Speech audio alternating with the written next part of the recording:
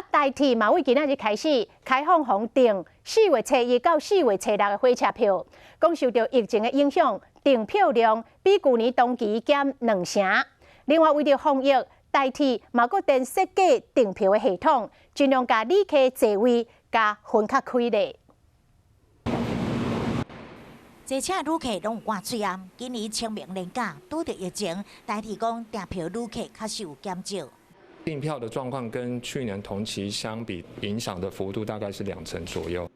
不过，东部干线也是上热门，到18早时9点，花东往台北4月初5 7点以后的自强号也未已经卖完。4月初下晡3点以后，台北往花莲4月初早时10点以后，台北往台东4月初2，台北往花莲早时11点以前，4月初2，台北往台东暗时6点以前，自强号嘛拢卖完。台铁嘛讲为了防疫，订票系统有精心的设计。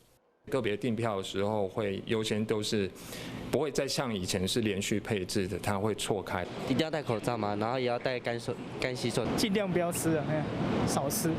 坐车旅客嘛有各种防疫的妙招，希望清明回乡旅途平安，身体嘛健康。